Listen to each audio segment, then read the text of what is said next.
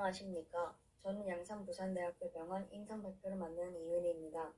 병원 소개, 실습 일정 준비사항, 치료실 실습생을 위한 팁, 장단점 순으로 발표를 하겠습니다.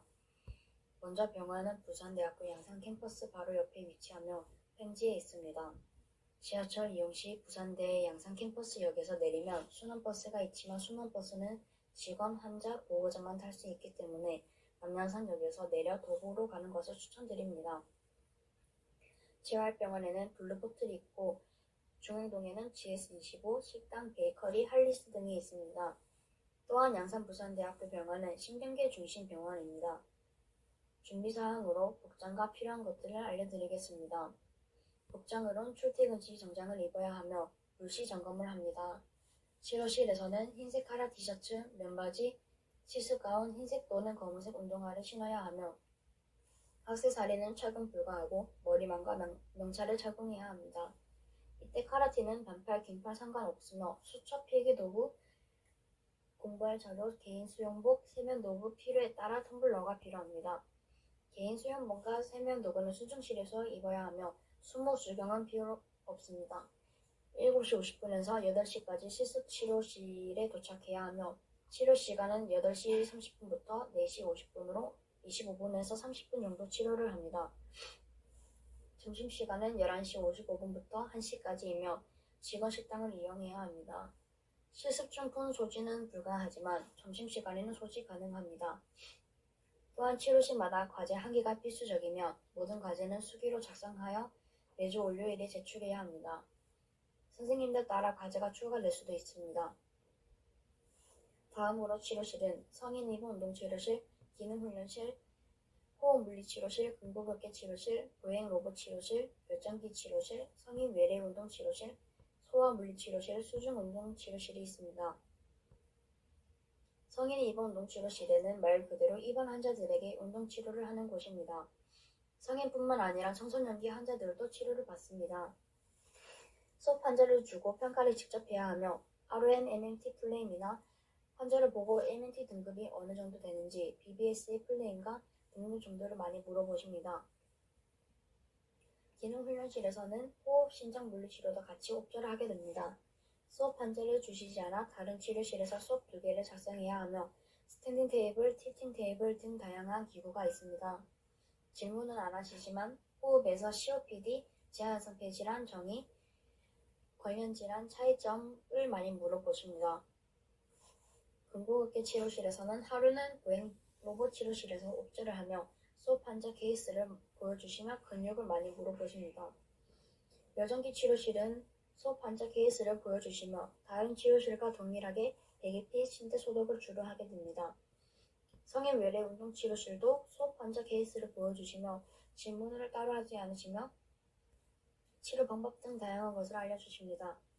소아물리치료실에서도 수업 환자를 케이스를 보여주시며 질문에 답을 못하면 과제량이 많아지는 단점이 있고 척도 발달 등 소아질환 등에 대해서 많이 물어보십니다.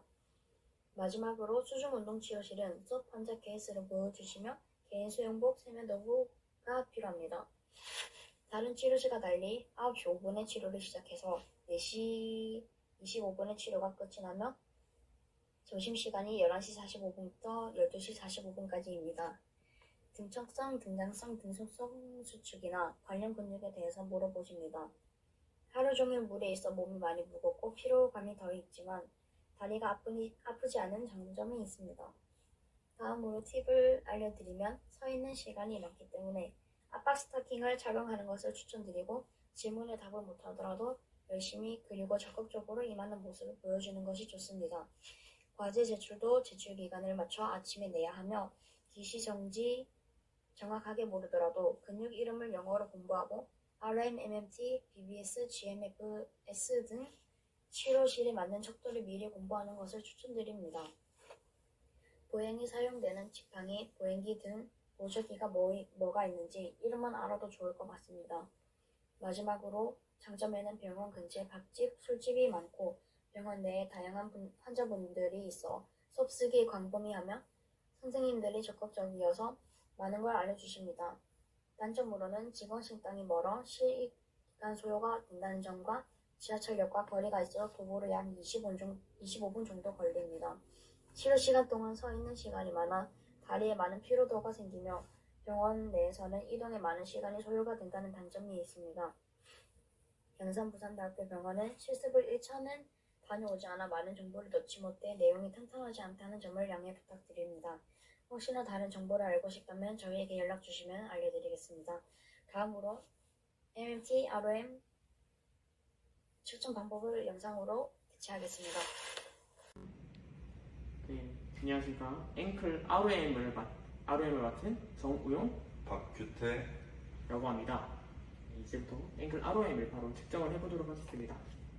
저희들이 먼저 첫 번째 할 것은 도지 플렉션, 그리고 두 번째는 플랜털 플렉션입니다. 먼저 환자분 발을 편하게 내려주시고 중립 상태로 유지해주세요. 그리고 도지 플렉션, 최대로 도지 플렉션 해주십시오.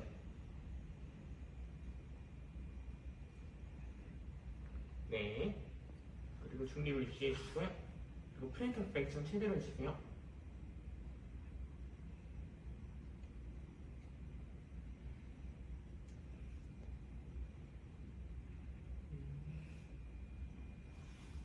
네. 도지 플렉션과 플랜터 플렉션의 각도계의 차이는 30도가 나왔습니다. 이상입니다. 안녕하세요. 저희는 앵클의 도시 플렉션과 플랜터 플렉션의 MMT를 측정 방법을 알려드리겠습니다. 먼저 앵클의 도시 플렉션은 환자가 의자 또는 침대 끝에 발쳐 앉은 후에 발등 굽힘을 하게 되는데, 치료사는 노멀과 굿에서는 한 손은 발목 바로 윗부분을 잡고 고정을 하고 다른 손은 발등 위에 올려 저항을 주게 됩니다. 이때 환자가 발등 굽힘을 할 수 있도록 지시를 하게 됩니다. 환자분 발등을 몸쪽으로 들어 올려 보시겠어요? 그리고 페어는 저항을 주지 않고 환자가 발등 굽힘을 하도록 지시를 하게 됩니다. 환자분 발등을 몸쪽으로 굽혀 보시겠어요? 이때 보상자극은 무릎편, 안쪽 번짐, 엄지발가락 펴이 있습니다. 다음으로 폴은 환자가 옆으로 누운 자세에서 발등 굽힘을 하게 되는데, 이때 치료사는 환자에게 저항을 주지 않고 환자에게 발등 굽힘을 지시하도록 합니다. 환자분 발등을 위로 머리 쪽으로 굽혀보세요. 다음으로 트레이스와 제로는 바로 누운 자세에서 발등 굽힘을 시도를 하게 됩니다. 환자분 바로 누운 자세로 한번 누워 보실게요. 그리고 치료사는 발등 굽힘근을 촉진을 하게 됩니다. 환자분 발등을 위로 머리 쪽으로 굽혀 보세요.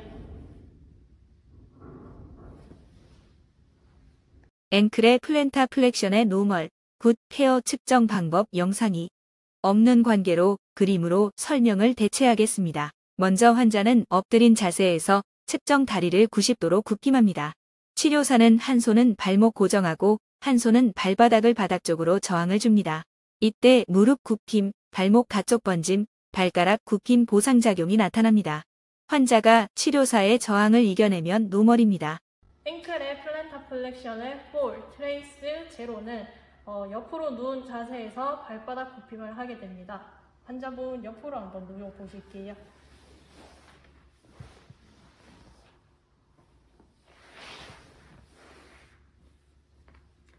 이때 치료사는 폴을 측정을 할 때는 환자에게 저항을 주지 않고 환자가 발바닥 굽힘을 할 수 있도록 지시를 하게 됩니다. 환자분 발바닥을 반대쪽 다리 있는 쪽으로 한번 굽혀 보실게요. 그리고 두 번째로 트레이스와 제로는 똑같이 옆으로 누운 자세에서 발바닥 굽힘을 하게 될 텐데, 이때 발바닥 굽힘근을 촉진을 하게 됩니다. 환자분 이쪽 발바닥을 반대쪽 다리 쪽으로 한번 굽혀 보실게요. 이때 보상작용은 무릎 굽힘과 발목 가쪽 번짐 그리고 발바닥 굽힘이 있습니다.